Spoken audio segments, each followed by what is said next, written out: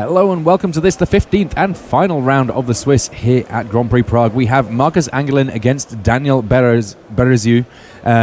Both of these players have the potential to make it in, though it must be said it's a lot easier for Daniel than it is for Marcus here. He's at 13-1, 39 points. If he gets the win here in this Basking Root Waller mirror at present, then he will be a lock for top 8. If Marcus wins, well, he's going to have to hope that his tiebreakers are good enough. We've only got one matchup in our final round of 39 pointers playing each other. Pascal Viren and Arne Huschenbeth. We anticipate they will probably draw, at which point that is a lock for both of them. Alexander Rosdahl, Daniel Berezin, they are at 39 points. With a win, they're a lock. With a loss, well, maybe they'll still make it. And then we have a few other matchups in our feature match area where we may see other top 8 slots filled up. But you know what? We'll get to them when we get to them. For now, it is battling root wallers on each side. And by the looks of things here, Marcus Angelin has something better to do with his mana on turn 3 than simply pumping his root waller. Yeah, the first couple turns were not too busy. Just attacking with root wallers, pumping at both sides. Not exactly what you want to do. You prefer to curve out. Yeah, and Generator Servant potentially means that whatever the next threat is that's coming from Angelin's side of things could be dealing a lot of damage. On the other side of things, Dimir Guildmage, not the easiest to cast for Berezin in his deck. It is down now and will potentially be a source of card advantage if this game goes long. Let's see. If you're playing against regular aggro, tapping out to just draw one card, not necessarily what you want to do on turn 4. It looks like, at least for now, we're going to see both these creatures hitting the red zone, and that is sort of almost a respite for Berezin here as he sees these attackers come in, that there's not going to be a big hasty monster coming thanks to Generator Servant. Marcus there satisfied with getting the trade with the Servant on Root Waller, getting a single point of damage through with his Basking Root Waller, and let's see what he has in terms of follow-up. Oh, these creatures didn't come out in the right order at all. Yeah. Could have been free with that Wild Mongrel, the Basking Root Waller there. The classic Frog and a Blender deck was all about Wild Mongrels, Basking Root Wallers, maybe a Reckless Charge or two. We'll see whether or not there's a Reckless Charge in Marcus Angelin's deck somewhere later on. Very potent flashback card that lets you give a creature +3 power and haste. Yeah, turn 4, nothing. Just draw a card from Daniel's side of the board. Yeah, it's safe to say that I don't think either of these players has had their best possible draw. If it's their best draw. I mean, even just then the order that Wild Mongrel came along versus Basking Root Waller, I mean, it's literally not possible that it could be Marcus's best draw. But we shall see soon enough exactly what comes from each of these players. The Wild Mongrel is a difficult one to deal with. It can potentially get very large indeed. There's still quite a few cards in Angelin's hand. So do we have a definite answer of what the Wild Mongrel would be called if it was a Simic card? I don't know that we ever got there. We're trying to figure out if the Simic made this card, because it does feel like it's the sort of thing that Simic could play around with. It probably wouldn't be just a dog. If it was a dog, it might also... I mean, it could be a cat dog. Yeah. It could be the moment that we bring the two sides together. A lizard dog, because it's chameleon, kind of. What we do have in play is Brawn. Brawn meaning that in play, it's just a big old trampler. If it hits the graveyard, though, because Marcus has a forest in play, it will mean that all of his creatures then gain trample. So Daniel passed the turn with 5 mana open, not activating his Dimir Guildmage.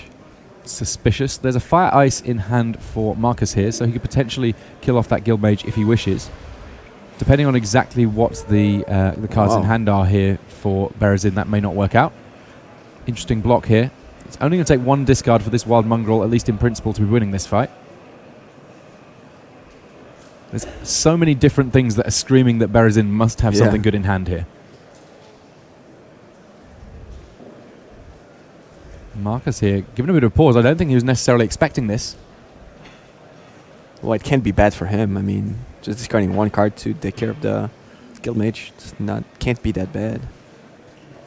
And one of the powers of this Madness archetype, when you have it, is that the card that you're discarding, you might even be getting a benefit out of. If it's a Fiery Temper that you get to fire off for just a single point of mana, or if it's a Reckless Worm that you get to throw into play, all of these things, you want them to be getting discarded at some point because it represents a cost saving.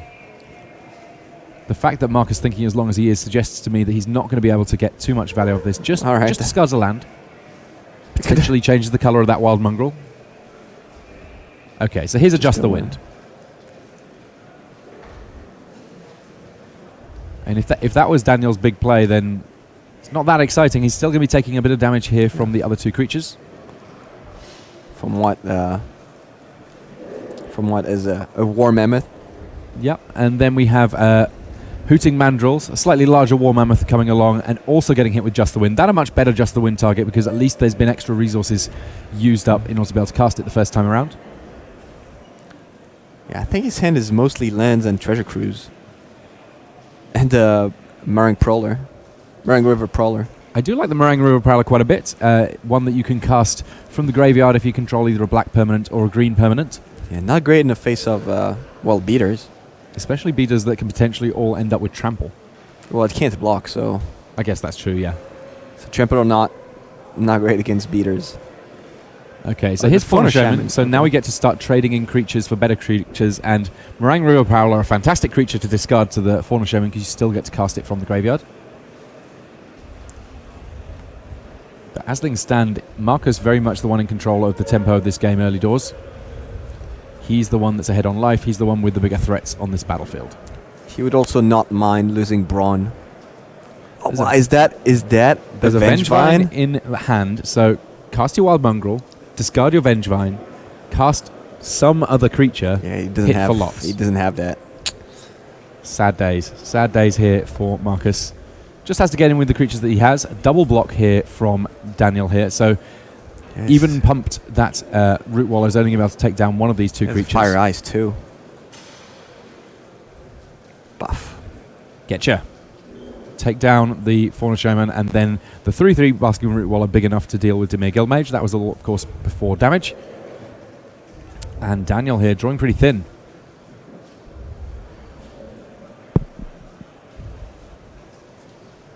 I mean, for Marcus, this good news needed to get the win on the board. Treasure Cruise for 3 mana. I don't mind drawing 3 cards for 3 mana. That's a pretty decent rate. Tap all you. Tap my graveyard. Tap half my lands. That's the way. That's the way to do it. Yeah, tap 8 cards. 3 cards. It's like his graveyard has Convoke. Yeah, pretty much. Only that it never untaps. Another just a win, but yeah, I mean he's getting somewhere, but he's not getting there fast. Having the Skywise Aven means that he's going to be able to cast Just the Wind for its madness cost, though in so doing it would mean that he is bouncing his own creature also. Is he going anywhere? Well, here's Vengevine, the old-fashioned way. Just pay the cost in the corner and attack with your hasty 4/3.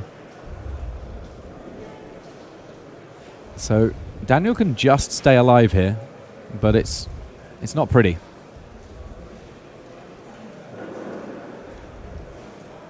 Bounce the Brawn because that one's got trample. Yeah, block the Vengevine. So yeah, bounce block, Brawn. then bounce. Or he could just take. But there's no reason to actually take the damage here. Yeah, bouncing the Brawn is not great either because yeah, now it can be discarded to Wild Mongrel. To Wild Mongrel and give all the creatures trample. Yeah, Daniel, not in a great place. He's having to do what he can just to stay alive for those additional turns. Yeah, I don't think he makes it till the next turn. It seems like a bit of an ask. There's also a Conflagrate in Marcus' hand. So you could just play Mongrel, discard Conflagrate, and then Conflagrate discard the rest of the hand. All right, so this means that these guys are going to be going on to sideboarding now. Let's see if they can figure out ways to reconfigure now they know exactly what they're up against. Marcus the one picking up game 1, and not a great showing from Daniel Berezin's deck in that game 1. Hard to say how much of that was down to not drawing his cards in the right order or whether or not maybe his deck's lacking a little bit of punch. To his defense, he did draw a lot of lands. Yeah. Drew a lot of lands. He had Fauna Shaman, he had Rootwalla, and the deck could actually work well together if drawn in the right order.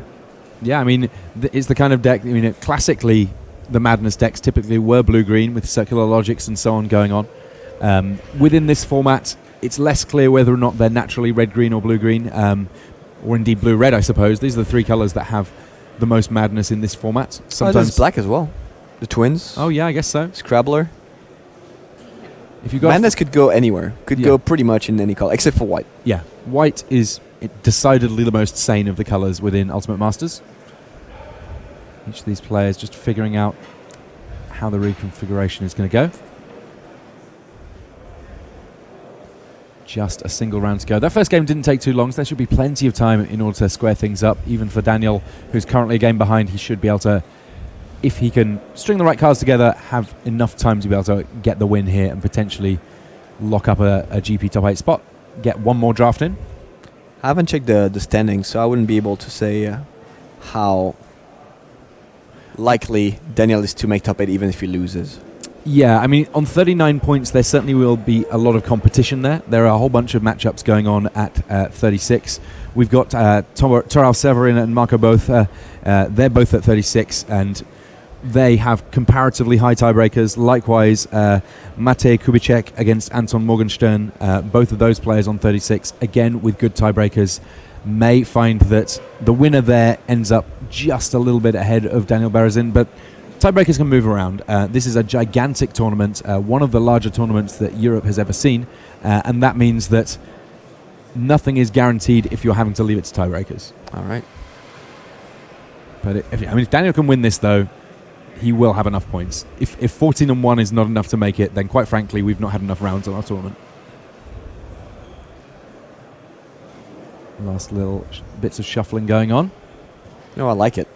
Yeah. Little blow on the deck. Yeah, for luck. Like, I've seen people, blow on the dice before they roll them in the hope that it's going to bring a little bit of good fortune. Same sort of idea, only this is a pack of cards. I'm pretty sure there was some dust on the sleeves. But I mean, maybe that too. There's no way that we can know for sure. I prefer to think that he was just blowing for luck. I mean, you don't get to 13-1 in a GP without a little bit of luck somewhere in the mix, it's all right? skills, man. All skills. Fair enough. 13-1. I mean, 12-2, it's luck. Okay, fair enough. You're not good enough to actually be 13-1. I will take your word for it, luck. Raf. You're the person between the two of us that's won the most GPs. If you're stuck at 0, then I am then still yes. stuck at 0. You won 2 in a row, right? Yeah. 6 in total. 6 in total is a lot of GP trophies. Where do you keep them all? At home. Do you have like one shelf with them all on, or do you kind of dot them around so that people can't ever I do, so look anywhere without being able to see one? I do, so it looks like there's a lot, but that's it. Do you have a bunch of mirrors around them so that it looks like there's like 22 of them just sort of reflected in on each other in an infinite and array? when there's no mirror, there's a picture of the trophies, so it's like they're everywhere. There's just 6 of them. It's a happy number, a nice round number. Yeah. Working on getting a few more at some point in the future, baby. Yeah, I'm gonna have to be quick. It's not in the booth that you actually win the GPs. It's true. I mean, I would say that we're both undefeated on this GP. We've been undefeated on a number of events where we've been doing coverage, but the prize structure a little flatter when you work in coverage. Yeah. You know beforehand roughly how well or badly you're going to do. You're sure you're not gonna win the GP. This is like true. That's 100%. It's definitely the case. But each of these guys, the dream is very much still alive for as they look at their opening hands. And both of them look a little concerned, honestly, with their draws. Or maybe they're just bored. Nah. Do you really want to play this game? I mean, we've played a lot of Magic. Can we? Yeah. A bit of Uno, Jenga, maybe. Daniel didn't like his hand. It looks like he shuffled his hand in the wrong way up, so he's just fixing that before he shuffles up for the next game. I know when he blew on his deck, like the cards turned around. Like the magicians. They shuffle. Yep. They blow on the deck. They make you blow on the deck, and then the cards just flip sides. He accidentally performed a magic trick on himself. It's so easily done. It's a common story. Yeah. And shuffles up for his draw down to 6 cards here. Looks like Marcus Anglin kind of okay on his 7, though. The sweat is definitely on. Even though he's a game up, even if he wins this match, he still needs to pray to the tiebreaker gods that it's going to be good enough.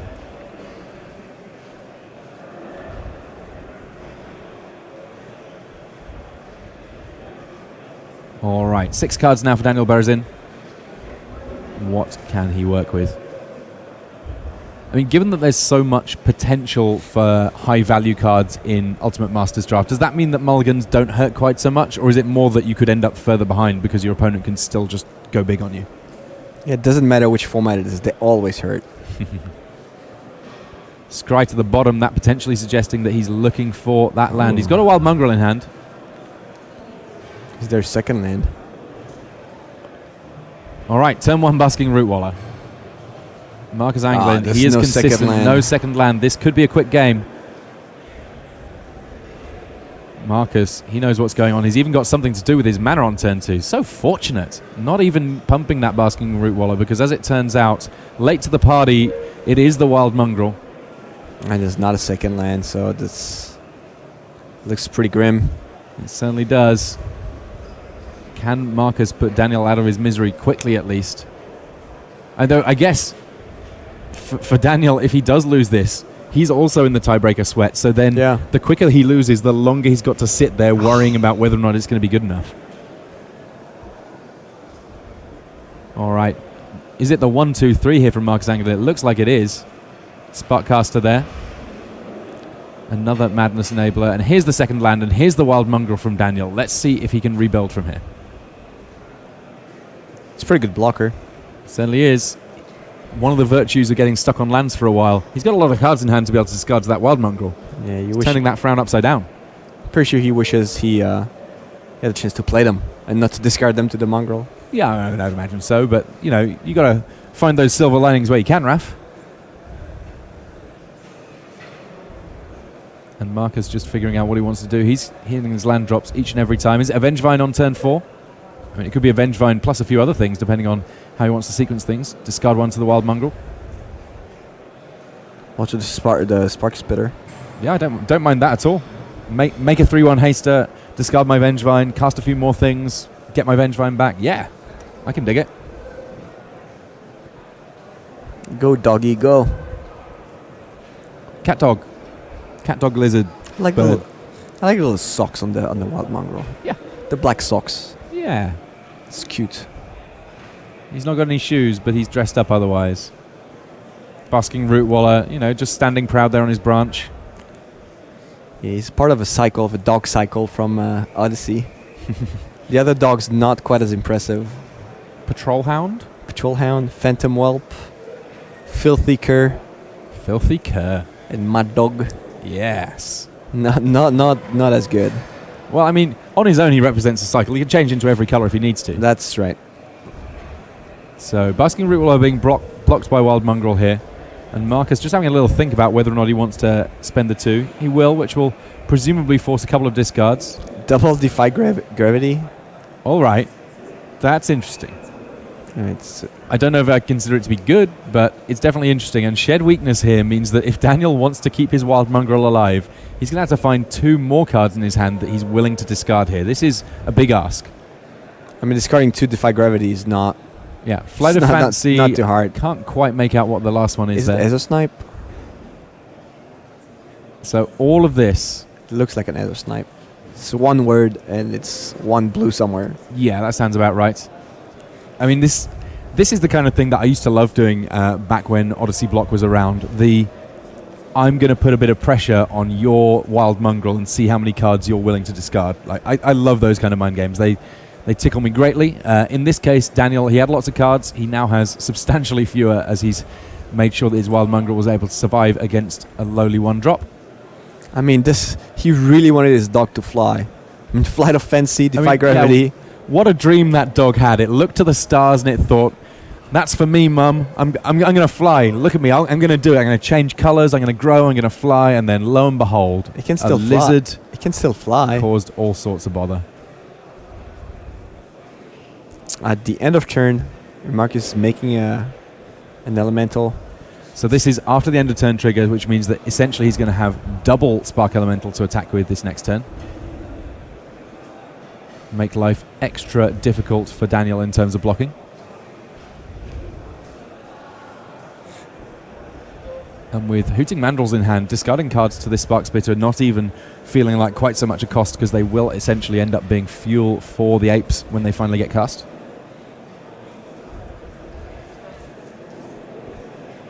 Now, in the fact that he used the Spark Splitter at end of turn, I mean, it just makes sense surely to get even more Spark Elemental tokens right now. it was just to free a red mana on his turn. And if that was his plan, like, he doesn't really need to make another one. Just wanted to have Like his Spark Spitter untapped, his Red Mana untapped. Does he really want to trade cards for cards? That's the question. The Spark Elemental attack easy. The Wild Mongrel attack a little bit more of a question mark. Just goes in with the Elemental. I mean, this game is far from over because a Treasure Cruise on Daniel's side could just flip this game around. Wild Mongrel has very neatly set up Daniel Berezin's graveyard to be pretty well stocked. Yeah. I mean, he's going to lose some resources, like Defy Gravity ×2, but that's not really... No, it's not. We're not in the musical Wicked right here. He's not going to win any Tony Awards for this deck, I don't think.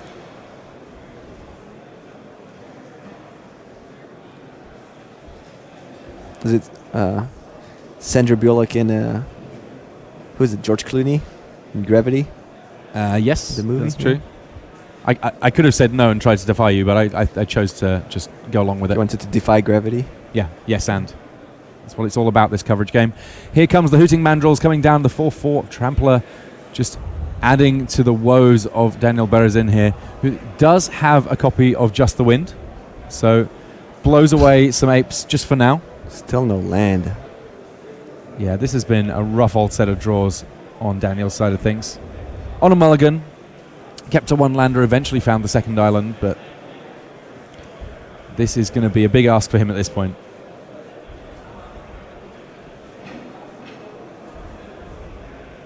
All of his ways of getting back card advantage, getting discarded, though to be fair, he's not drawn the lands that would have allowed him to cast that Ether Snipe or that Flight of Fancy, so maybe it's fine. Maybe he's doing the best with what he's got.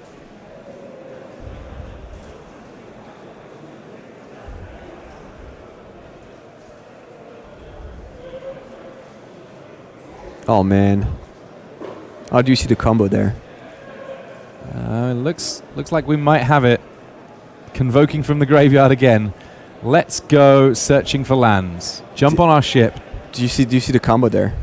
Like he just discarded the spider that kills flying creatures. Oh, he could have used Defy Gravity as a removal spell. I kind of expected that to happen. Like, you can't play 2 Defy Gravity if you don't have the spider. That makes a lot of sense. I mean, maybe he has more than one spider. That would make even more sense. So this Treasure Cruise has successfully managed to find Daniel Berezin another land, I believe. Yeah, but now he needs the cards to pump the mongrel. There's a lot of things that Daniel needs at this point. Yeah. Treasure Cruise was one of them, but it's probably not going to be enough. Yeah, he's gradually managing to sort of dig himself out of his mulligan, but maybe not all of the other issues that have beset him this game in terms of lack of lands and so on and so forth, having to discard so much to the mongrel. And the Mandrills are back. Yeah, they have the same way to cast the Delve cards. Tap the lands, tap the graveyard cards. It's efficient. I like it. I'm willing to endorse this new graveyard tapping technology that we find ourselves with. Fauna Shaman coming along. I'm pretty sure that there is another land in hand here for Daniel. He's just electing not to play it for some reason. Yeah, he doesn't want Marcus to know he has the land, and he wants to bluff the useless cards in hand to discard to mongrel, and maybe Marcus does not want to discard his cards. Especially with Rogue's Passage. If it's a land, he wants to play it. If it's a spell, he wants to play it. So the mongrel is not... It's just not as good at this point. It looks like for now at least the Rogue's Passage, just a mana producer. What do we have? Ah, okay. So this could be a nice way of getting rid of some blockers here. Ooh. Getting rid of both of the blockers here. Because the Arena Athlete is going to fight a Fauna Shaman, and make the mongrel is not going block. to be able to block, yeah. And 4, that's 5. Well, if we're making an elemental, that would be 9 damage. But it's only 7.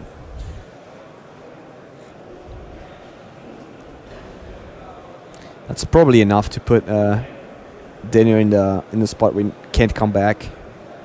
Yeah, there's a Rogue's Passage in play, a Hooting Mandrill's in play. Those two combine very neatly to do 4 damage in most circumstances. Unless your opponent plays a Pulse of Mireza. We have seen a few Pulse of Mirazas in this feature match area over the course of this times, weekend. Still no third land played by Daniel Berezin, though I believe that he does have one in hand. More valuable to him as food for that doggy than anything else. It's little treats. It's teaching Daniel how to play dead. Yeah.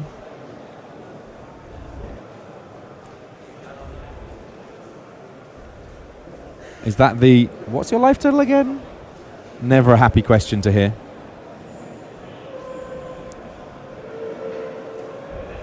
Back in the good old days, followed up by Incinerate, Incinerate, Fire Blast, typically.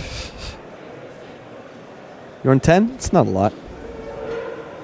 That's a mad profit. That's an extra couple of damage.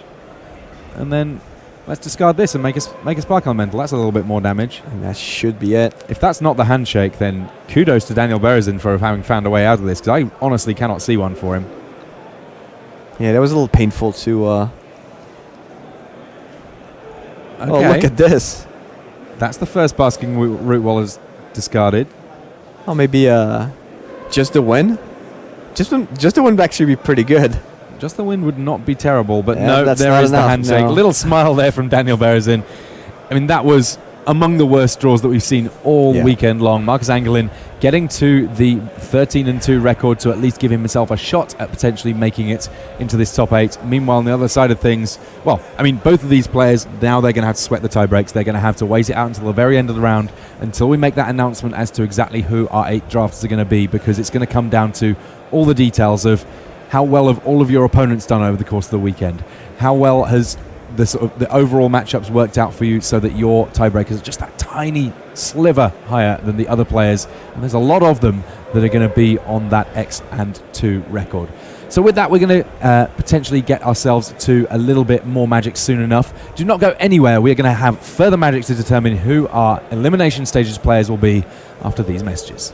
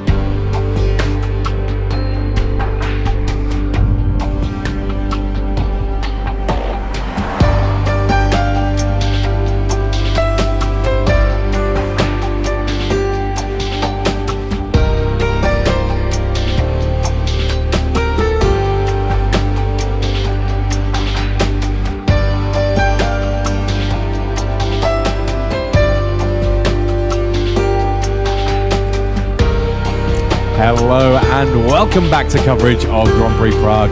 We have had our first match in this last round, and we're going to get a chance to see a little bit more action from the players as they are in the feature match area. Before we do so, let's have a little look at the standings as they currently stand. We were checking them out a little bit in between the games, and we're going to be able to see who the players are who are potentially vying for a spot in this top 8. Pascal Viren, Anna Huschenbeth, they're playing each other, so theirs is the relatively safe draw. Alexander Rosdahl and Daniel Berezin, well, for them it's a little tighter. We've already seen that Daniel lost his match to Marcus Angelin, those two both on 39 points. Then we have Stefano Vinci in 7th place at the moment. He's playing against Alexander Rosdahl. So again, this is one of the ones where things could swing around a little bit. Turalf Severin currently in 5th on tiebreak, so the highest of the 36 pointers. He's up against Marco Both, who's in 10th. And in our feature match area as well, we have Maciej Kubicek and Anton Morgenstern. So that's the 9th and 8th finishers in terms of points thus far that are going to be in the mix. But you can see that all the way down to 20 we have players on 36 points, and it may well go even a little bit further than that. So there is the potential for some other players to make it in, depending on how things swing around in these very last turns. But you know what? In terms of what we've got going on in our feature match area, those are what we believe to be the most likely candidates. And here we're going to get a chance to see Turalf Severin and Marco Both. So both of these players are very much in the running to make it into top 8 with a win here. With a loss, though, well, they definitely will not make it. Satyr Wayfinder coming along. Sad to see that pattern of rebirth going to the graveyard there. That's one of the ways that's a comparatively easy way of getting there, but I guess given that Ronom Unicorn, the first creature from Turalf Severin, it does mean that maybe the fact the pattern went away, not so big a deal. Kitchen Finks, a little bit of extra life for both there, and also a source of damage, a decent size 3-2 that can get into the red zone. Yeah, and there are not a lot of ways to activate the pattern of rebirth in red and green, just like Fume Speeder, for example, or Ronom Unicorn. I have seen some cool stuff where you get Devoted Druid, so you can both cast your pattern of rebirth Devoted sooner Druid, and then just untap it a whole bunch of times in order to make sure that it dies immediately, which is kind of cool. Yeah, it's an uncommon. Like Fume Spitter and the Ronom Unicorn are both common. Shielding Plaques here. All right, so we see what the plan is for Turalf Severin. He doesn't want his Ronom Unicorn to be subject to anything, so in spite of the fact that it hates enchantments, I think there's a very real chance that it might gain an enchantment or two. Here it elects to block Kitchen Finks, so I guess Turalf there was just using the plaques to draw a card. Yeah. I think there's a Mystic as well to bring the plaques back. Temporal Manipulation in hand for Turalf, so at some point he's going to be taking an extra turn, but taking an extra turn when you've got an empty board, not super exciting. You don't get to really make the most of all of that time. Now he has a lot of cards in hand, so, and we've seen in the first round of this draft that Turalf also has a Daybreak Coronet. Daybreak Coronet is certainly one of the ways that you can put together something very big indeed. He manages to get back that Shielding Plaques, so we will see that one again relatively soon. And with this set of attacks, Turalf left with a little bit of a choice on his hands, ultimately deciding to put something in the way of the Wild Mongrel, it would seem. And now it's just a matter of how many cards are going to get discarded. Answer, a big fat 0. We're going to see those creatures trade off. And the follow-up here, Scuzzback Marauders for Marco. That one, a big old trampling Persister. The Marauder's one of those cards that they're not the most flashy of Persisters, but they get the job done. Finhanger on that. In Turalf's hand, it's going to take care of the Marauder. Pretty good way to not deal with the Trampler, Persist, Goblin. And the 1/3 body also pretty effective at brick walling everything that Marco's got going on there, just having to play a land and pass. Meanwhile, Turalf, he's back off to the races here, gets down under range assistance, so he's got the mana next turn to take an extra turn if he so wishes. He's also got a couple of creatures on the battlefield. If we get something going now, this is where things get interesting. Yeah, Marco does not have much in hand. He just has 2 lands and an Artisan of Kozilek.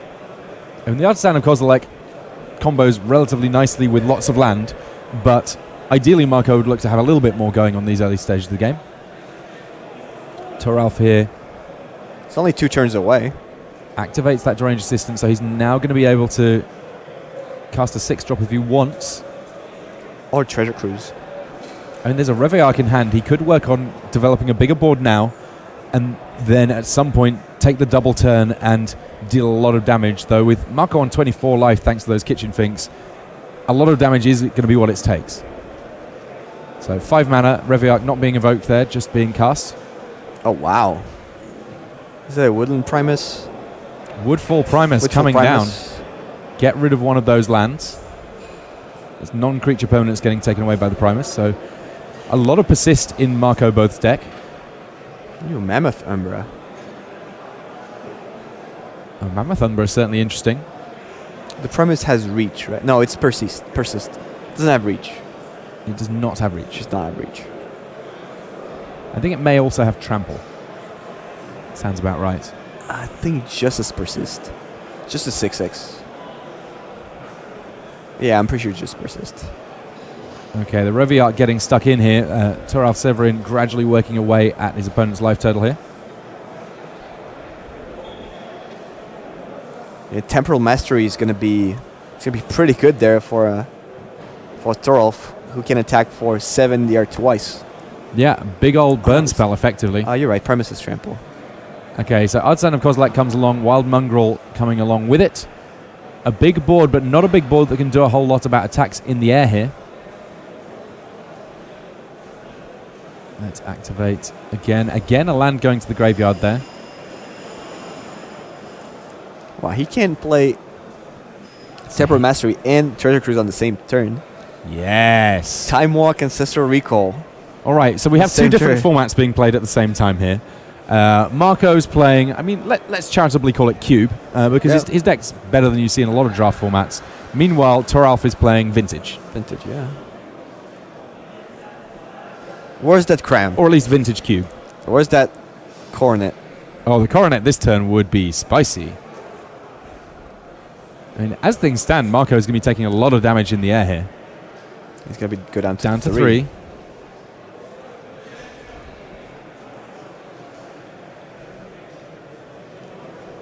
And what do the attacks back look like for Marco here? Like he has to send almost everybody. Toralf is going to commit something else to the board here. I mean, he has another flyer, so he could just say, I have 2 lethal creatures in the air. Yeah. Everything else can go on blocking duty if I want, and it's just a matter of whether or not you have ways of dealing with both of my flyers. Also, Reveillark would not die to removal. Yeah, it does have that Umbra. It's pretending to be a mammoth right now. It's an elemental bird. It's like a bird's nest with 4 wings that's also pretending to be a mammoth. Where's the face of the Reveillark? I don't understand this picture. It is a little bit of a strange one. Not something that we necessarily can easily characterize. But I mean, that's true of so many of the elementals from Lorwyn Block. I mean, Awful Snout is a slug pig. Slug pig something. Caterpillar. And then there's the sort of the chicken snake of Shriekmaw. All right, Kadama's Reach here coming from Marco. So he gets to thin his deck a little bit. I can't really say that is likely to get him out of trouble here, but he's passing back with something going on. Buff. Big old swings here. So the Woodfall Primus is a 6/6 with trample. The Artisan of Kozilek is a gigantic Eldrazi that definitely warrants being blocked and will also require a sacrifice from Toralf. Yeah, how is he dealing with the flyers? He has a Prey Upon, but how is he dealing with the rest? Like with the Reveillark.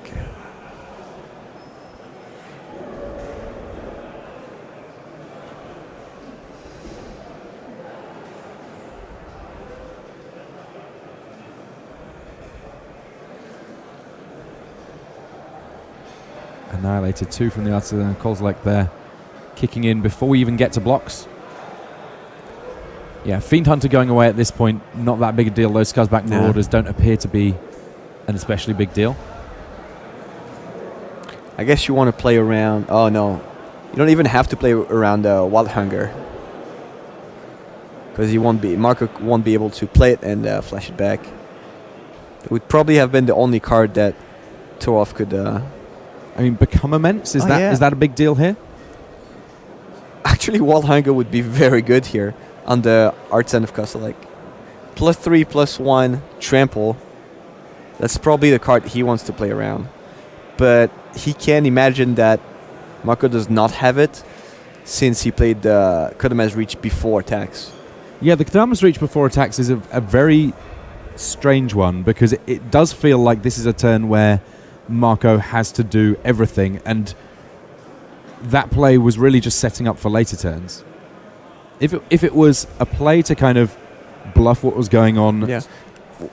Well, on the other hand, the attack is likely to be lethal with just one Wild Hunger, so playing the Kodama's Reach might actually be like double bluff. Just mask the Wild Hunger a little bit.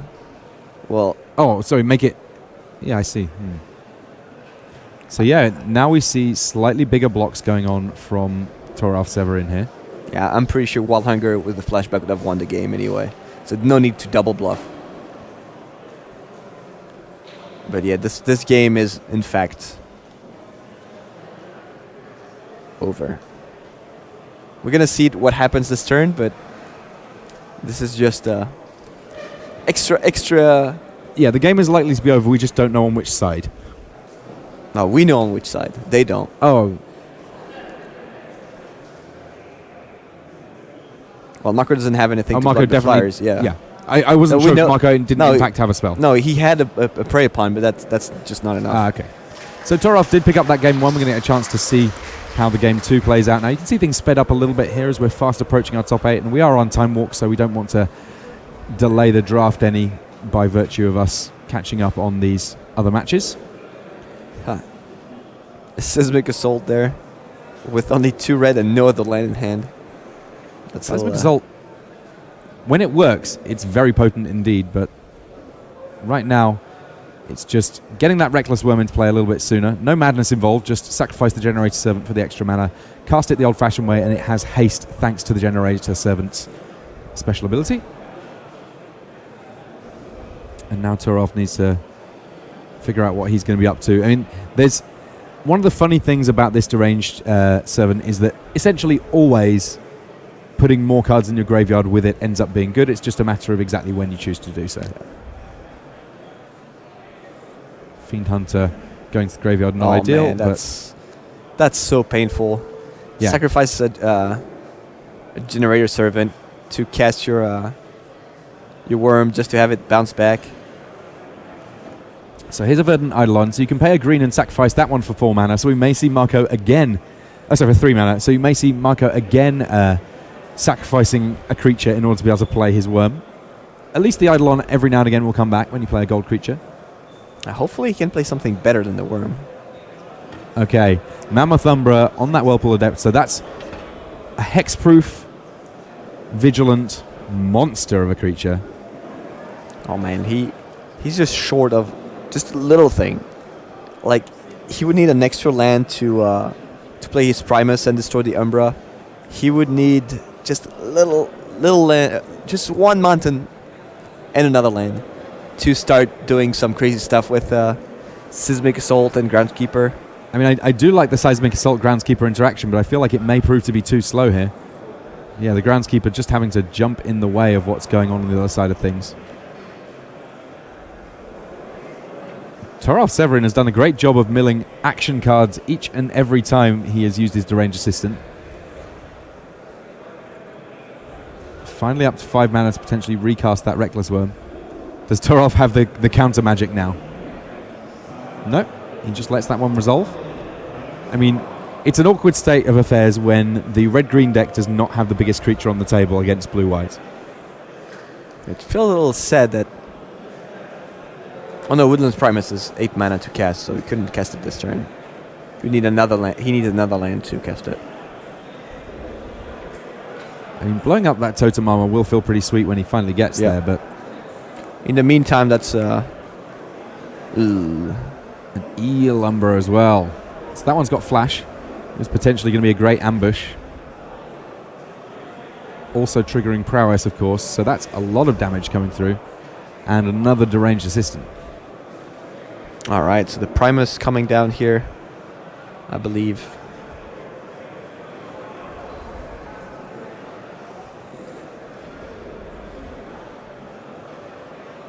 As Claypole with his fretless base Yep. comes along and blows up a Mammoth Umbra. Hyena Umbra as well. That would have been pretty good Hyena Umbra would have been great. to give the Adept first strike. Yeah, first strike against that Woodfall Primus. Pretty Yeah. reasonable, though. The Now- Primus is persistent. It comes back, would then get to get rid of The other something. Umbra. Now he can't really. He doesn't have a spell to pump his Adept, so the board is stabilized here. I mean, it is and it isn't. It's one of those things where we're getting very close to the point where Toral Severin can simply attack around everything that's going on the other side there. You Well- can get 2 points of damage through, just Yeah. 1 point short of closing out this game. Yeah, Mako would be on 1, but like 1 is pretty hard when you have to face a Primus, a 4/4, and you have almost nothing. Just has to pass things back for this turn. Wow, a wild mongrel that can discard into another reckless worm. Toralf continues to mill himself here with those deranged assistants. That's a nice pickup. A Mystic to find a Hyena Umbra. There we go. Get there. Hyena Umbra. How does he want to? The thing is, Daybreak Coronet would not be that good at this point. Because Yeah. if he plays it on the Adept, he attacks.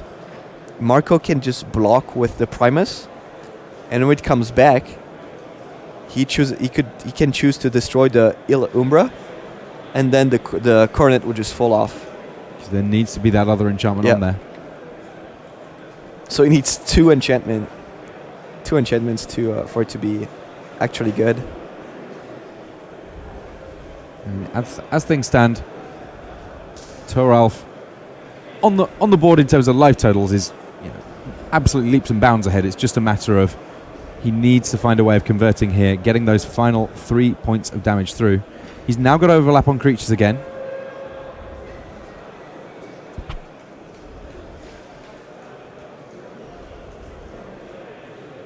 And Severin sets up the Mammoth Umbra there on his Mystics.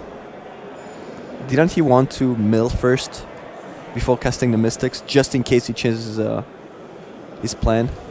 If he was to did mill. No, he milled after. Oh, I see. Like, Oh, in case he found a In better case- enchantment. yeah. Yes. Yeah, I think that would make sense. just knockwork sequencing here. Like, the Coronet would not have mattered, but just in case he thinks it's a better target for the Mystics. Marco, he's done a good job of gradually getting himself back in this game, but he's not really in a position where he No. can get many attacks in just yet. There's a huge creature on the other side of the battlefield that can just eat through one of his attackers if he decides to send into the red zone. So do you play your Seismic Assault here, or do you... I doubt he has more than one Groundskeeper. I mean, more than one groundskeeper, generally speaking, I would class as being just flat out a mistake. But you never know. He might have a Life from the Loam or similar to be able to get something going. Though right now, just the one land in hand, so even that would take a little bit of time to get everything going with.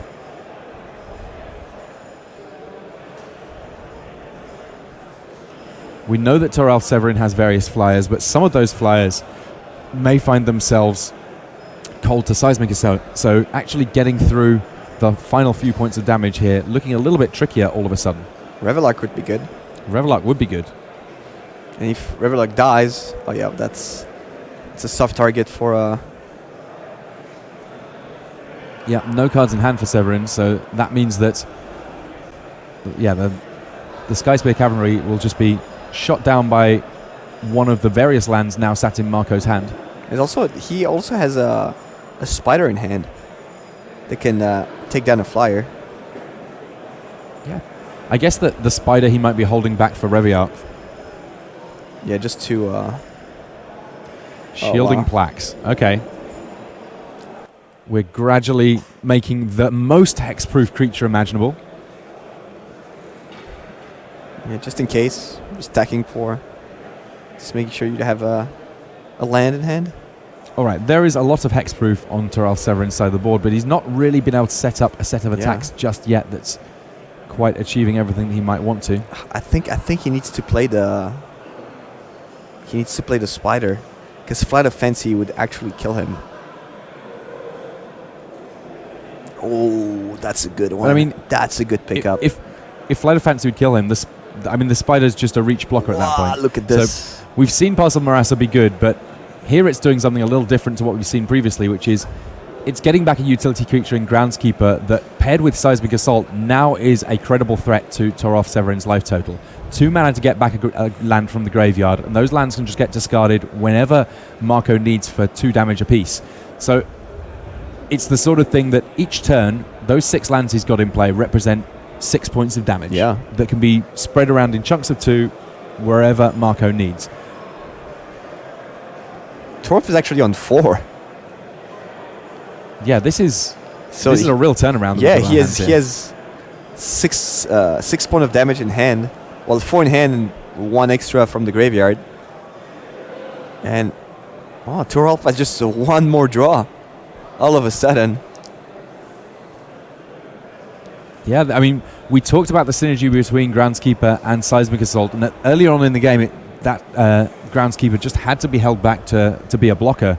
But now there are enough creatures on the battlefield that Marco has pretty much made it so that Torolf can't make really substantive, useful attacks. And yeah, now with Seismic Assault, this game could be over very quickly indeed. Yeah, what can he do? He can take an extra mastery. Yeah, sure. Having done so, this is where he's making a big attack in. Yeah, is it gonna be enough? I mean, the Adept doesn't have any evasion. Doesn't have trample. Doesn't have flying. Yeah, this is a matter of Marco figuring out how much damage he can prevent easily. Don't forget there's prowess triggers on both of those Adepts.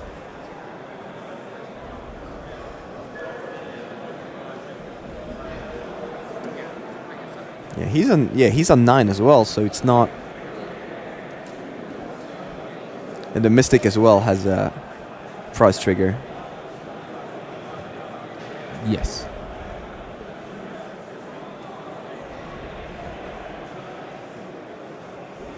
And this Groundskeeper far too valuable to be throwing in as a blocker here.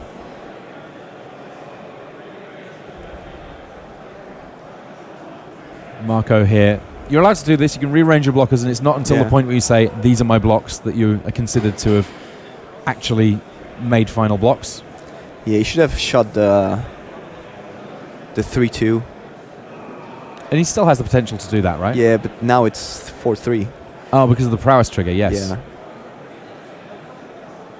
So on the face of things here, 5 damage coming through thus far.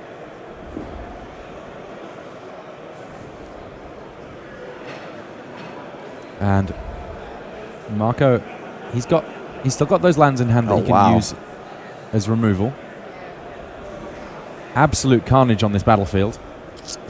Now we just died to Flight of Fancy. So Woodfall Primus dying off, getting rid of a totem armor somewhere in this mix. Yeah, that's...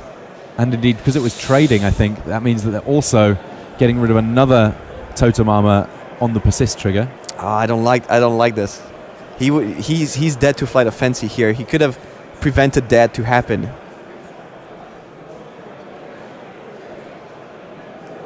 He's still in good shape, but he's like 1 away from... So it looks like Torolf passing, and Groundskeeper starts off by shooting down the Mystics. Oof, that's a good draw. Playing a land. Yeah, he just drew a Soul's Fire, so I think... Yeah, then this... If you're Torolf and you're looking at this attack, this doesn't signal good things. Oh, Plumeveil coming down, though. Interesting. So, let's return the land, shoot. Return the land, shoot again. A little bit of shortcutting there, but, we'll allow it.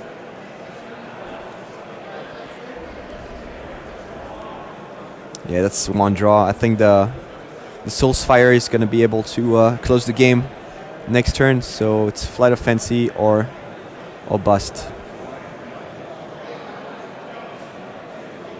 Big pickup. What we got? I don't think that's what it is. Can he survive one more turn? I think he found a... I mean, with 8 lands in play, that's 8 damage in burn, and that's before we have any of these attacks. He has just a win in hand, but I don't think it's enough. It's 8, 9, 10. It's 10 damage total because he has a land in hand. Yep. So he needs to prevent 3 damage. I don't think that's going to work. And that was Toralf just seeing... What was it? Chasing the rabbit, if you will, seeing what else he could find in terms of if the game had gone any longer to potentially get there, how far away was he maybe from a Flight of Fantasy or similar. And we are now going to get a chance. We're just reorganizing our time walking a little bit. We didn't know at the point that we started that game whether or not it was going to be the deciding game. We now get a chance to see our game 3. We move forward in time just a little bit, and we get a chance to see whether or not Severin, who's currently looking at considering a 6-card hand, will be able to pull things back here. Mistveil Plains his play on turn 1. Unlikely to get decked anytime soon. Satyr Wayfinder, though, putting a few cards in the graveyard for Marco. He gets to pick one of those lands up and put it right on back in his hand. Yeah, get a mountain in there. Maybe set up an early Seismic Assault this time. Seismic Assault, one of those cards that just quietly has been involved in a few very, very powerful decks over the years. Seismic Swans, one of the big ones. That one, kind of a combo deck that could just kill people out of nowhere with the amount of damage it could deal. Joel Calafel in Barcelona in 2009, I think. Sounds about right, yeah. It seems crazy that was almost 10 years ago now. Yeah. We've been at this for a while. Reckless Worm in play now for Marco Both, albeit briefly, as Toralf Severin finds himself a Fiend Hunter to be able to get rid of that 4/4 trampling threat. Woodfall Primus already in hand, I believe, there for Marco.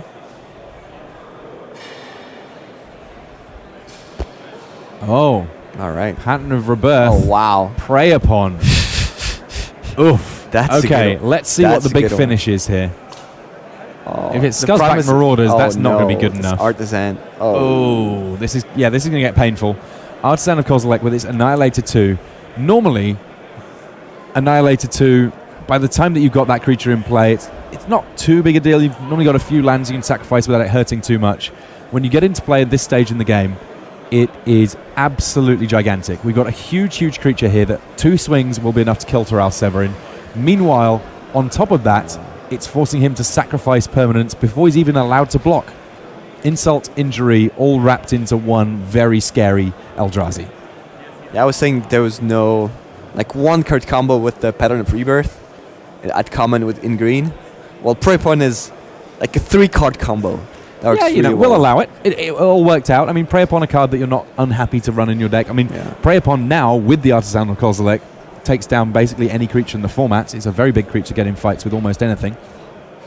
And Toralf's hand is like only 5 drops. And I mean, Adjust the Wind right now I feel like it would be the wind. That would exclamation point as opposed to just the wind. We don't need to downplay it. It would be huge in this particular moment in time. Though Marco gradually working his way up to the sort of manner where he would potentially just be able to cast an Artisan of Kozilek. Oh, look at that. He's decided that he will attack with the Eldrazi. So 2 cards getting sacrificed by Toralf before anything else. God's Willing, just for the scry here, because you pick a color. I mean, that Artisan of Kozilek, it doesn't have any colors to work with. Oh, dear. And Soul's Fire for the kill. That is a big one. Whew. Did not expect that game 3 to be quite that quick considering how the other games have gone, but wow, congratulations there to Marco Both. Fantastic victory for him. So he advances to 39 points. He's another one of our players on 39 that will be looking at those tiebreakers, crossing them digits, hoping that it all works out for him. And we've got a little bit more magic to bring you as we get through our final rounds, as we've now got Stefano Vinci against Alexander Rosdal. An update, of course, Vinci on 12-2, Rosdal 13-1. So Vinci, again, another player looking to get to that 13th win and then hope that the tiebreak gods smile on them. Toralf was so close. I'm pretty sure he was tasting it when he had this, like, Adept delicious with with both Umbras. He was so close from winning. So close to winning. So early doors here, these players trading off creatures, Ronom Unicorn and Dimir Guildmage trading off against one another. Fume Spitter coming down here, and there is that creeping tar pit, which we must not forget about, that has the potential to get in and represent some unblockable damage for Rosdahl going forward. Stefano Vinci, for a red-white deck, has not done very much in these early stages in the game. Be looking for him to add a little bit more aggression onto this battlefield. Typically, red-white decks are normally the ones that are bringing the damage, but right now it might be that Fume Spitter is the first one to get points on the board in this game. And we've seen Rosdahl's deck in like 2 runs ago, and it was good. Oh yeah, he had a reanimation package that was pretty potent. Right now, he's just using the blue and black cards, but once he gets everything going, it can make some very nice things happen. Meanwhile, we've really not seen anything from Stefano. We've seen a good mix of lands, assuming that he's just a 2-color deck. His second creature here is a big 2/2 flying double striker, but that alone might not be enough. I guess there's the fact that on the other side of things, a few lands missing is some small consolation. Fume Spitter pretty good against double strikers, though. Just put a counter on here and there, mean it's much less of a real threat. Stefano's all right. Yeah. You've now got a 1/1 double striker. Have at it. And we know that there's plenty of ways that these red-white decks can pump up their double strikers, make them very, very scary indeed. We'll see exactly what Stefano has to work with here. Just a cheeky 2 in the air. Why not? They all count. That is a 10-turn clock. What can he follow it up with? 5 mana. Another one? Nope. Scarsback Marauders on the ground, representing a whole bunch of damage and indeed some persist. But here is Entomb from Alexander Rosdahl. What does that card do? Yeah. You get to look through your deck for any card whatsoever, stick it in your graveyard. One of those cards that when it was first printed, there was a brief moment in time where it looked pretty innocuous. It didn't look that scary. Oh, it was scary. People figured it out fairly fast. Yeah, like as soon as the first tournament after that. Yeah. Reanimator. Instant everywhere. speed, 1 mana, put a card in the graveyard. Ancestor's Chosen here, the one that's been elected to be picked up here by Alexander Rosdahl. Yeah, I think he's holding both of his like big spells. His biggest threats, because we know that there's an Angel of Despair somewhere in his list. And of Kozilek. Both of them very good. I mean, the Ancestor's Chosen, it does gain you a lot of life when it comes into play. It's got a coming into play ability that is certainly worth getting, and especially in a matchup like this where you see so much aggression. As things stand, Creeping Tar Pit getting in here unblockably for Rosdahl for now, and he's got Terramorphic Expanse so that he can find his first white mana. That white mana pretty important if he wants to do the things like, for example, flashing back his ability to reanimate. Also, it's an extra card in the graveyard. Oh yeah, sometimes you just need a little bit of Delve for Treasure Cruise. No, it's just to gain life with the Chosen, yeah. War Leader's Helix in hand for Stefano Vinci, so as soon as he has a reasonable target, he will use it. Rally the Peasants, though, representing a lot of damage thanks to Double Strike here. I think it's enough damage, actually. Is this enough to end it? Yeah, it's 10 plus 9, 10 plus 8. It's actually 18. Wow, Exactsies here from Stefano Vinci. It looked like he wasn't really getting very much going, but he had literally exactly enough to get that game won. Good job, Stefano. What's your life? 18? Yeah. All right, fine. It's not enough. Let's get you. The first 2 damage, you're like, well, it's fine. I still have 10 turn. What'd you say? 9 turn to go. Oh. So here comes Ghoulcaller's Accomplice for Alexander Rosdahl. 2/2 for 2 that has a little bit of upside from the graveyard. You can pay 4 and exile it to make a 2/2 zombie. Thermomancer on the other side of things. So the 0/3 that can tap to deal 1 damage, and every time you play a spell, you get to untap it again. Crow of Dark Tidings puts Engineered Explosives in the graveyard. That one potentially pretty good against various token strategies, especially. Tokens at their best with those Rally the Peasants style plans. Acacian Crier often a feature in those sorts of decks.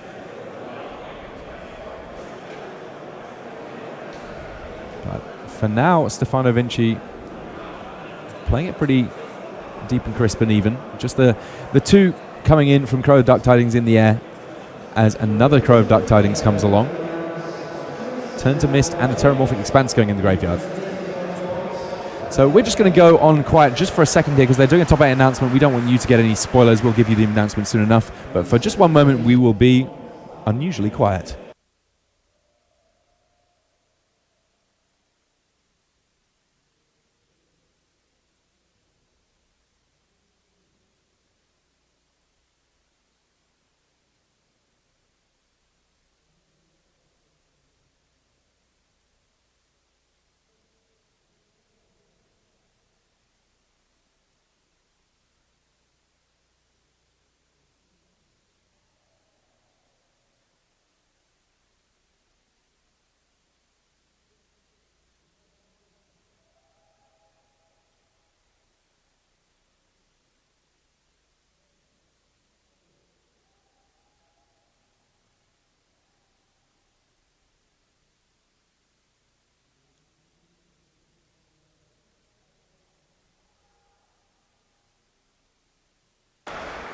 All right, we're back. And in the meantime, what we've seen largely from Stefano Vinci here, he's been able to use War Leader's Helix just to stem a little bit of the bleeding coming from those Crows of Dark Tidings, and nothing too scary going to the graveyard as a consequence of that first Crow of Dark Tidings being killed off.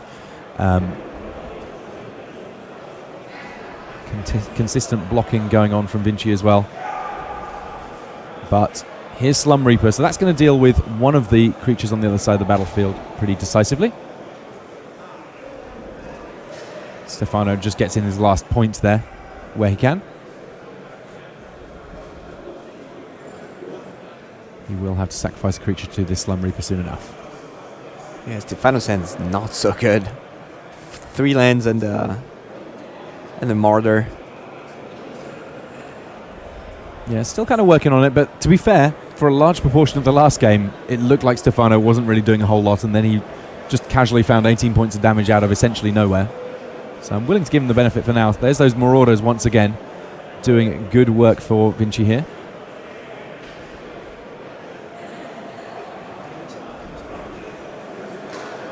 What do we have next from Rosdahl as he's got a pretty consistent theme, I'll give him that. Oh, he's been able to this. get Angel of Despair into the graveyard. That one potentially a big one. Yeah, with the Entomb, he can actually have an Angel of Despair in play in the next on the next turn. Yeah, Unburial Rites very conveniently can be played from the graveyard, meaning that with an Entomb, it's like an extra copy of your reanimation spell if you need it.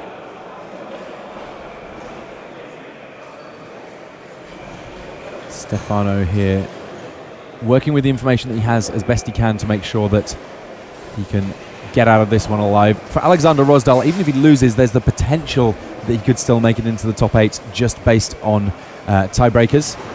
Meanwhile, for Stefano, it's a very straightforward equation. You win, you got a chance. You lose, you definitely do not.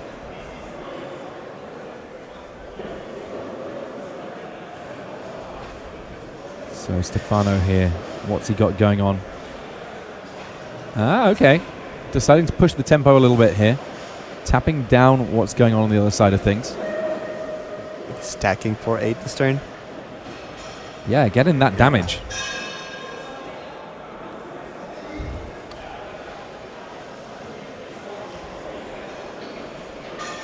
Okay, so we have some of our results available to give you already in terms of who's in our top 8. I don't want to say all of them because obviously this match is important in terms of figuring out who is and is not in the top 8.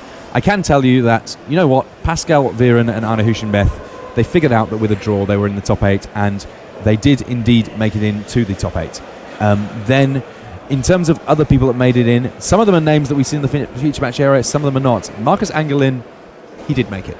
All right. Then we had Yves Chabot, Rob De Haan.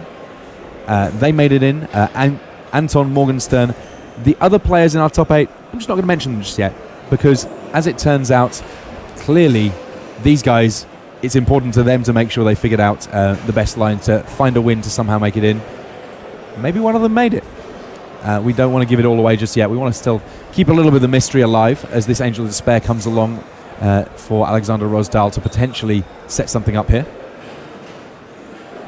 He has the big Angel in play. He's got a fair amount of damage in the air if he wants it. But at 9 life, he is exactly half as alive as he was last time there was a flurry of damage from his opponent. So a little bit of a decision as to how many attackers to send through here. Yeah, put him dead on next turn is probably a good idea. Stefano Vinci, he has Scuzzback Marauders. Can he clear much of a path here? Looks like there's a couple of lands going on, maybe a double striker though, and those double strikers, when you've got any kind of pump effects, they really are able to put a lot of pressure on here. Scuzzback Marauders attacks and a very quick block from Rosdahl. He does not want to put himself too low on life. Persist means that Stefano still has a little bit of action going on here, and what is the follow-up? Wingsteed Rider, okay. So, flyers on both sides of this battlefield. Crow Dark Tidings on one, Wingsteed Rider on the other. The life totals 10-9 in favour of Stefano Vinci, who already leads by 1-0. What do you do here? Do you attack with everything?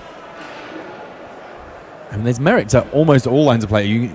Hanging back seems a little dangerous just because I think that the red deck draws into more damage than you do. Yeah. And if you attack with things, on the face of things, you are...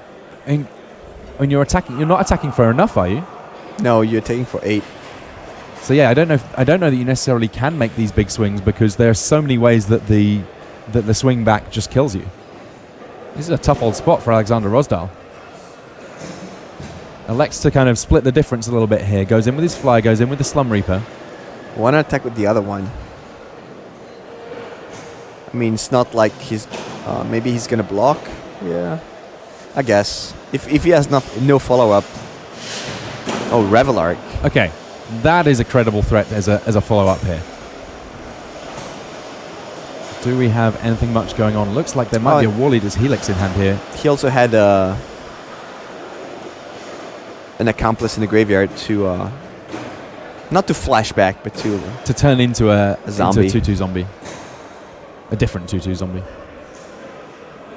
So Stefano Vinci here very carefully checking out what's going on in Alexander Rosdahl's graveyard because he wants to know how bad it will be for him if and when this Reveillark leaves play. Yeah, there's a Crow Dark Tidings and that accomplice, so it will be getting some amount of value, including a flyer.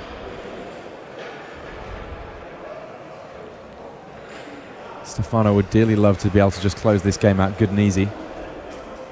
Just has to pass things back here.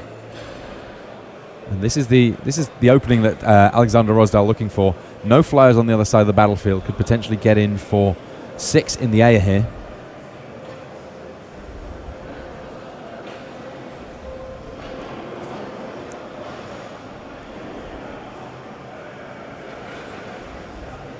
Alexander hits with everyone. I'm not sure how much I like the Sultai little dude there getting in because there is a clear blocker for that one. Lightning Helix, I like the play.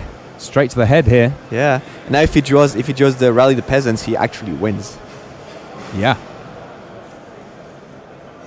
Because Alexander is going to bring back the zombie from the graveyard. If he draws a pump spell. Yeah, there's a lot of live draws here for Stefano Vinci just to get the win right now. Yeah, attacking with the Reveillark was actually super risky. What is it? Don't know that he's actually been punished here. What is it? There is now a creeping tar pit on Alexander Rosdahl's side of things, so next turn he will be able to close this game out fairly straightforwardly. It's all going to come down to what Stefano's drawn here. I mean, this is almost a windmill moment. You don't really need to hang back here too much for most of these. I can't imagine that Alexander in any world doesn't block here, given the opportunity to. Oh no, he has to block. I mean, if Stefano has something, he's just dead anyway, so whether he blocks or not.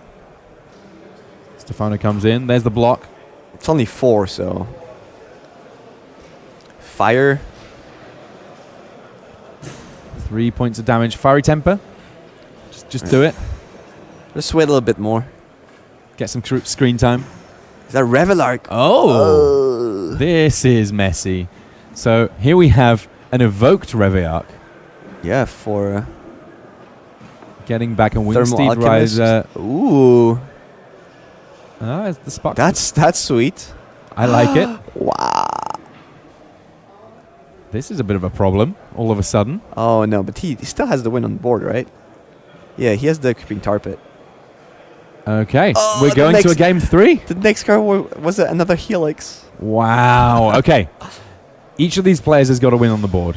Alexander Rosdahl, even with a loss, might still make it into our top 8. Our top 8, the guys just filling in forms, just getting ready to draft. They will be getting things going soon enough. We're going to try and get through this game first, though, potentially even speeding up the camera work a little bit if we need to, depending on how quickly it's getting people sat down.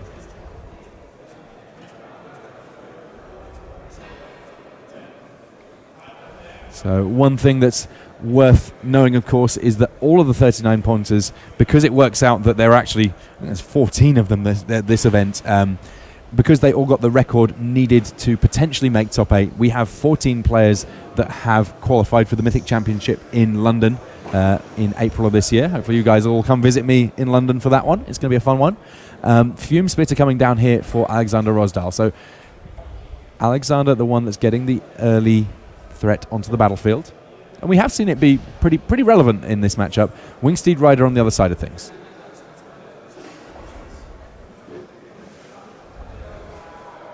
Just a pass here from Rosdahl. So Stefano potentially could get something going, though. In blue, black, and white, a lot of ways to punish suiting up a creature with lots of enchantments. Yeah, just the wind, for example. Just the wind is the clean one. For now, Stefano softly getting in the damage where he can. Let's see what Alexander has going. His deck can definitely do explosive things with the reanimation plan. Slum Reaper, nice little combo here. What's the combo? Creature and Slum Reaper? Sorry, I had misremembered the way that Fume Spitter works, that it was just any time it dies, but ignore me. It's been a long old weekend. That's a good combo. Creature and Slum Reaper. Yeah, keep the Slum Reaper around. Fiery Temper and Warleader's Helix in hand for Stefano Vinci, so a lot of reach from his deck in terms of damage that it can deal. Ikesh Crier and Ride the Peasants. It's just got all the combos. Burn and burn, creatures and pump. Yeah, discard a Fury Temper to get 2 tokens and kill a Slum Reaper. I don't mind that. I'm sure Stefano doesn't mind either. Alexander Rosdahl, can he find his big reanimation targets and close out this deciding game to make his top 8 bid a mortal lock?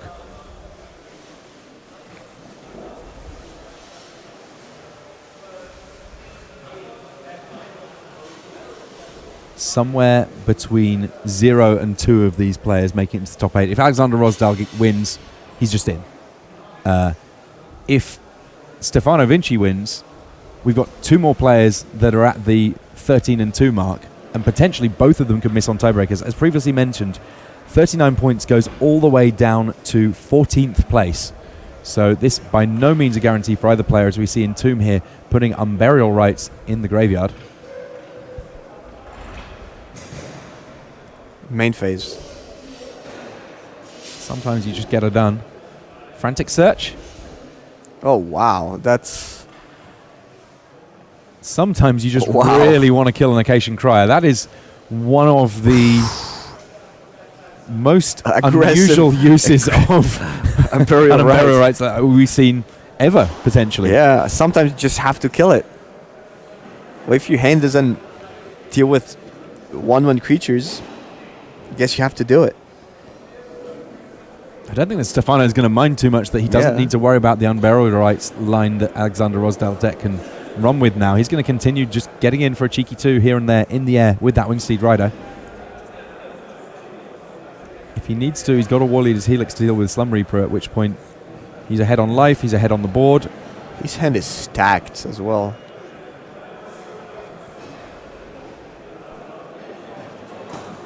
All right, 5 mana now coming.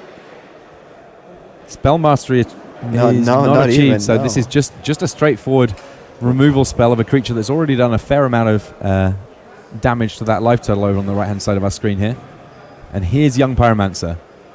Not another card that doesn't work too poorly with Rally the Peasants. The only thing is, well, you need to play the spells before you play the Rally the Peasants. Oh, yeah. So you play Red Peasants and you get an elemental that's not going to attack it. We need that Acacian Crier to get an anger discarded so we can have all of our cake and eat it. Cavalry here would close the deal very, very fast. For now, at least, that Young Pyromancer, all in its lonesome. Let's see how long that lasts. Oh, Revelark. Okay, yeah, Revelark would bring back the Rider and the Crier. I'm all right with that. I mean, Alexander Rosdahl doing it the old-fashioned way, using Faith's Fetters to mean that this Revelark not going to do a whole lot. Also, gaining 4 life. Yeah, Fury Temper is probably going to target the Revelark. I mean, it seems like a pretty high-value play at this point. It's still 1 for 2. Yeah.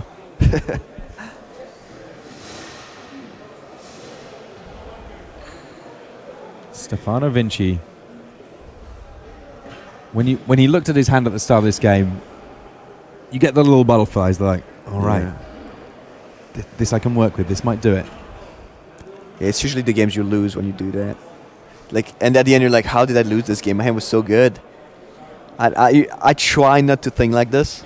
I try not to think, oh, I'm gonna win this game. My hand's so good, because you're always so disappointed when you lose. And somehow you play differently as well. Yeah, I mean, ultimately, in a tournament like this, over 2,000 players sit down. Only one of them can win. Everyone else, to some extent, kind of a loser. The Rune Snag there dealing with the big double striker, and that meaning that Stefano Vinci, at least for now, still with just Young Pyromancer as a damage source on this board. So much mana available. Now there's the double white available to Alexander Rosdahl, so if he draws into his Angel of Despair, he will just be able to use it to straightforwardly remove one of the permanents on the other side of the battlefield. And the worst thing is that his card is a turn to mist.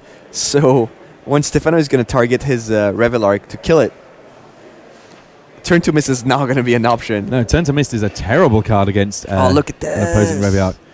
Ronom Unicorn doesn't can even sacrifice itself to get rid of this Faith's Fetters. Doesn't even need to play the Fury Temper. His patience rewarded there.